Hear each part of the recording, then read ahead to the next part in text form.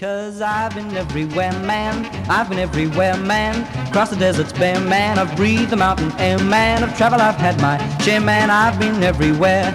Been to Tullamore, Seymour, Lismore, Malulaban, Nambour, Rochester, Kilmore, Marillabah, Yerecoin. Limmerville, Wallaville, Connemara, Connemara, Strathround, Prospine, Alladala, Yerecoin. Gingin, Nilliquin, Macdilla, Yerecoin. Wallaville, Cumberland, Ramacula. I've been everywhere, man. I've been everywhere, man. Lucky Star. I don't know that he has been to Yerecoin, but we've just helped him get there. It is 11 minutes to 11, unless you are in Yerecoin, when it is only 11 minutes to 9, where we find Amanda Walker. Hello, Amanda. Hello, two blokes. How are you? Doing very well indeed. Now, I was just saying to Rob off air, because you and I have spoken before, it's a most unusual accent you have in Yerecoin. It's not your traditional Australian accent. No, it's a little bit diluted. Yeah, all the way from Dublin, Ireland, and transplanted to Yerecoin in Western Australia. So Western Australia is a reasonably significant mass of land. You might need to be a little more specific. Where the hell's Yerecoin? Yerecoin. Well, if you don't know, and many people don't know, it's the jewel of the wheat belt. So Yerecoin is a teeny tiny town, and we are located in the wheat belt region of Western Australia. And that's, if you look on the map, you find Perth. We're about probably 160 k's northeast of Perth. Okay, so kind of around the 2 o'clock mark on the clock out of Perth. Out of Perth, yeah. You head to Geraldton and then just ease off a bit to the right. Yeah, you do, yeah. A little bit to the right, yeah. And nowhere near as far up as Geraldton, but that's okay. No. It's an interesting part of the world. I was over there recently, and I've very much got an agricultural background, so you see the world changing, and although it's Western Australia and a long way away, and we talk about different climates, and the reality was it was just like driving through a lot of Victoria, and I would imagine where you are is probably not unlike our Wimmera or our Mallee in Victoria, where grain is the key element of what's going on. But the other important element we touch on a lot on this show is community. Is Yerecoin the same? Absolutely. So we are an agricultural area, an agricultural town. Surrounding areas obviously produce wheat, other cereal crops. Not so much, we used to be quite big in sheep around here, but not so much anymore. But yeah, we are a small community. Yerecoin, if you look in the census, I think we've officially got 67 people. 67? 67 people, yeah. Not often you get to speak to 1.5% of the population of a city in one conversation. I know, it's amazing. But we have got an amazing community here, and I think, it's one of those things that we have a lot of, we do actually have quite a lot of international migrants that have chosen to come and live in Yerecoin, and I think the community we have here is a big part of that, because it makes it a really good place to live.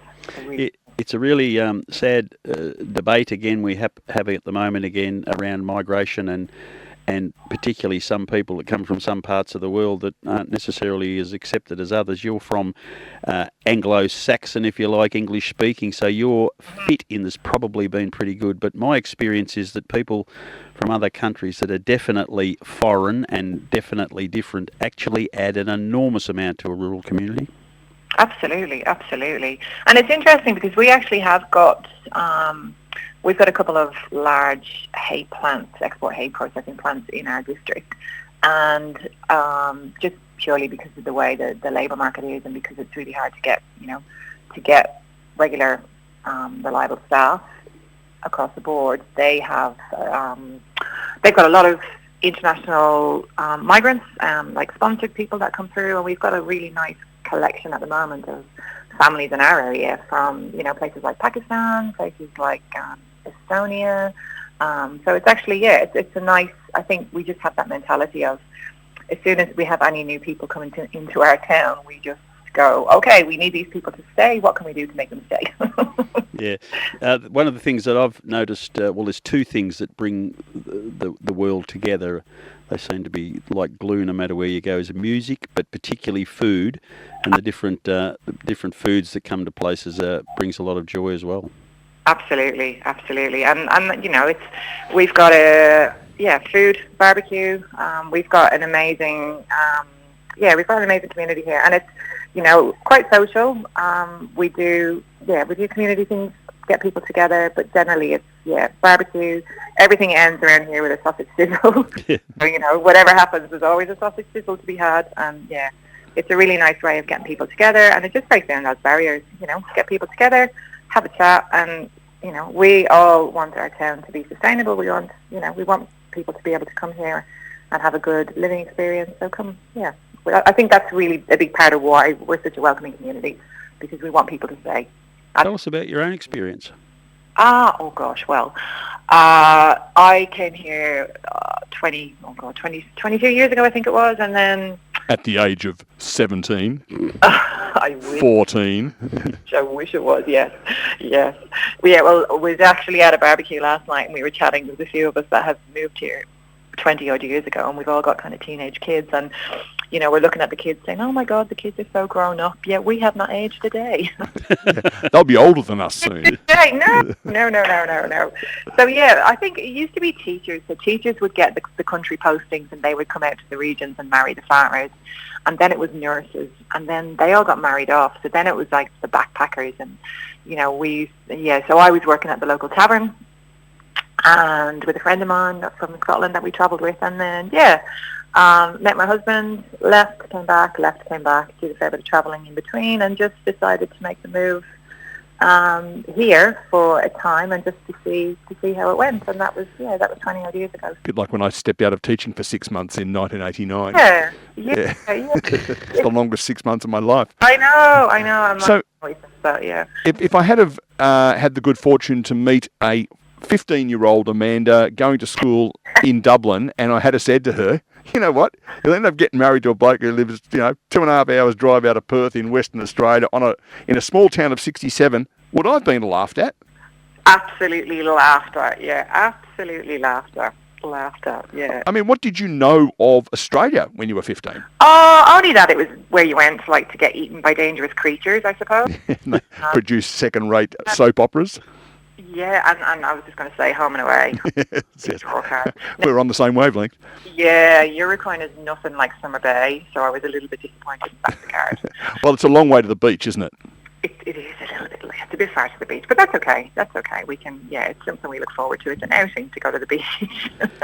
Do you still keep in touch or travel back to Ireland to make the comparison of what you left? Yeah, I don't think I make comparisons. I think that my life here is very different to probably what my life would be if it was still in Ireland.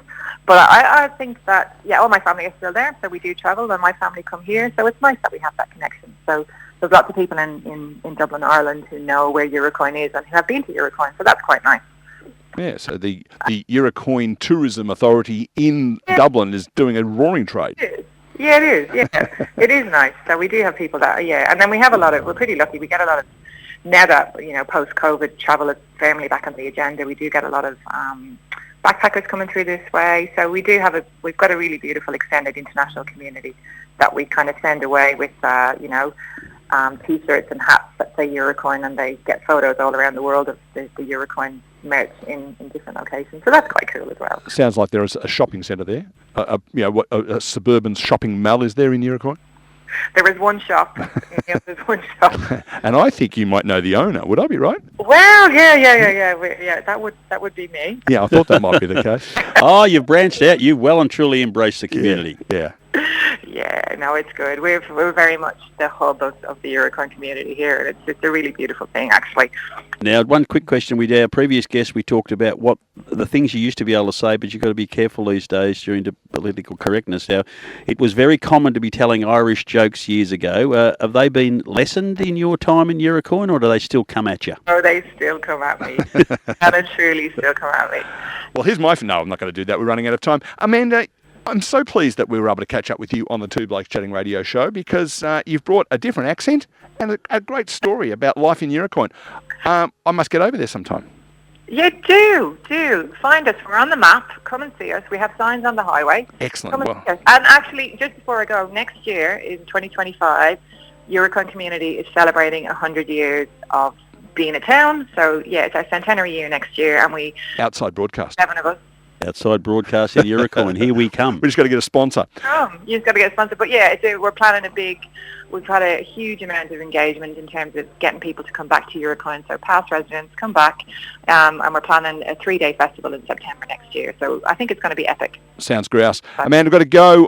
Great to chat. We'll catch you soon. Two blokes. Thank you so much. Thanks, Amanda. Yeah, All the there she best. is.